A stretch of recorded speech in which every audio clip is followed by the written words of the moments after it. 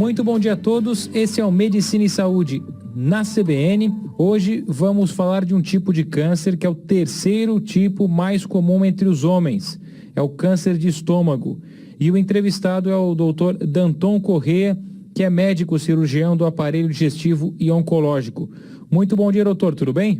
Bom dia, tudo bem, Matheus? Tudo certo. Vamos trazer algumas informações, doutor, a partir de agora sobre o câncer de estômago. É o terceiro tipo mais comum entre os homens e está entre os 10 que mais matam no Brasil. Para falar do porquê essa doença afeta mais homens do que mulheres, dá para fazer esse comparativo já na entrevista, ou seja, por que nos homens tem essa proporção e nas mulheres outra? Então, nas mulheres é em torno do quinto tipo de câncer mais comum, né? Realmente é mais frequente em homens. Isso parece ter a ver com hábitos de vida, né? O câncer de estômago, assim como outros tipos de câncer, tem correlação com o uso de cigarro e de bebida alcoólica, e possivelmente isso é uma das explicações de por que é mais frequente em homem. Os homens acabam fazendo maior uso, né, tanto de cigarro como de bebida alcoólica. Isso provavelmente é o que interfere, né, nessa incidência maior entre os homens. São características já, os fatores de risco para apresentar o tipo de vida que uma pessoa leva para ter esse problema, e dá para falar também sobre a questão da hereditariedade, ou seja, é algo também que prevalece? Sim, não é tão comum, né? A maior parte dos cânceres de estômago são desse tipo que a gente chama de esporádicos, que dão numa população em geral, mas existe a forma hereditária também, né? Então, os tumores hereditários são em torno de 15% aí dos tumores, né? Então, isso seria um caso onde a pessoa herda, né, ou do pai e da mãe, um defeito genético, né? E que existem algumas síndromes genéticas associadas. A mais comum é uma que chama síndrome do câncer gástrico hereditário difuso, e que é uma mutação num gene específico aí que se chama CDH1, onde quem herda esse gene mutado tem uma chance de 80% de desenvolver câncer de estômago até os 40 anos de idade. Então, nessa população que a gente identifica, né, como tendo essa mutação, é proposto até remover o estômago antes que a pessoa tenha o câncer, né? O senhor já tem mais de 20 anos de experiência no tratamento da doença, já acompanhou diversos casos, né? O que vale como um alerta principal no caso do câncer de estômago? É uma doença que tem sintomas, ela dá alguns sinais ou é silenciosa? Então, ela na sua forma inicial ela é silenciosa, né? O paciente pode ter sintomas muito leves, semelhantes aos sintomas de uma gastrite. Então, nesse sentido, é muito importante a idade da pessoa, né? Então, quando é um paciente jovem que tem um desconforto no estômago, uma dor depois de comer, ou um desconforto que é mais persistente, a probabilidade que isso tem de ser um câncer de estômago é pequena. Agora, a partir de 50 anos de idade, isso aí aumenta bastante essa probabilidade. Então, a partir de 50 anos, quando a pessoa tem o que a gente chama de sintomas de alarme, que seria dor ou dificuldade para engolir, anemia sem explicação, perda de peso sem explicação, ou qualquer sintoma gástrico que persista, né, por mais de um mês, mesmo a pessoa, por exemplo, tratou com algum remédio da família do omeprazol, melhorou e depois voltou, são sinais que levam uma investigação, né? A gente precisa investigar esse paciente, normalmente através da realização de uma endoscopia digestiva alta. Os tipos de câncer de estômago, existe algum que é mais severo, mais rápido em termos de evolução, ou é uma doença com característica única? Tem vários subtipos na realidade, né? Mas o mais prevalente é o que se chama adenocarcinoma gástrico, mas entre os adenocarcinomas a gente conhece pelo menos 5 subtipos, né? Que são classificados de acordo com alterações genéticas, né? E embora que os adenocarcinomas gástricos, apesar de terem esses subtipos, eles são tratados como um todo, né? Não existe um tratamento diferente, né, para esses subtipos dentro dos adenocarcinomas. Esse é o Medicina e Saúde na CBN Floripa. Estamos conversando com o Dr. Danton Corrêa, que é médico cirurgião do aparelho digestivo e oncológico sobre o câncer de estômago, que é o terceiro tipo mais comum entre os homens.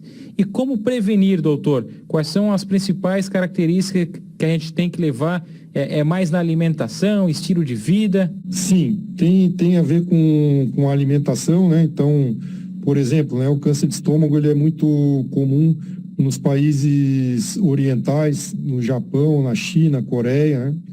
Na Ásia como um todo, a incidência de câncer de estômago é maior.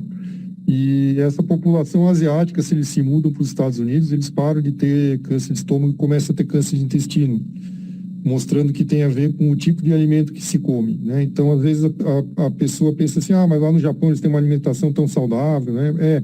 Mas é que isso tem a ver com o tipo de conservação da forma como se conserva os alimentos. Então, esses alimentos que são crus e acabam sendo conservados em sal, eles são mais adesivos para a mucosa do estômago. Então, tudo que é mais salgado, essas carnes de sol, charque, né, esses embutidos, copa, salame, mortadela, todos esses produtos de carne processada, né, que pode ficar fora da geladeira sem estragar, eles são ricos em sal, e nesse sal tem uma substância que se chamam nitratos e nitritos, que são lesivos para a mucosa do estômago. Eles provocam dano na mucosa do estômago.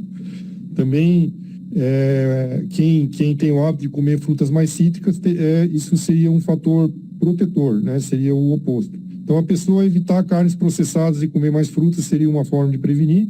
E também a presença de uma bactéria, né, que frequentemente a gente descobre morando no estômago dos pacientes, que se chama Helicobacter pylori, ela também está associada à infecção crônica ao câncer de estômago. Então, quando a gente erradica essa bactéria, né, a gente também está contribuindo para uma diminuição na incidência de câncer de estômago. Tem alguma doença que está relacionada com o câncer de estômago, algo que vem junto com o câncer de estômago, ou também pode ser um indício de que vai evoluir para isso? Tem condições que são predisponentes, né? Tem um tipo de gastrite específico que chama gastrite crônica atrófica, né? Um nome técnico assim, né? Mas é uma forma de gastrite onde o estômago, a parede dele vai ficando mais fininha, né?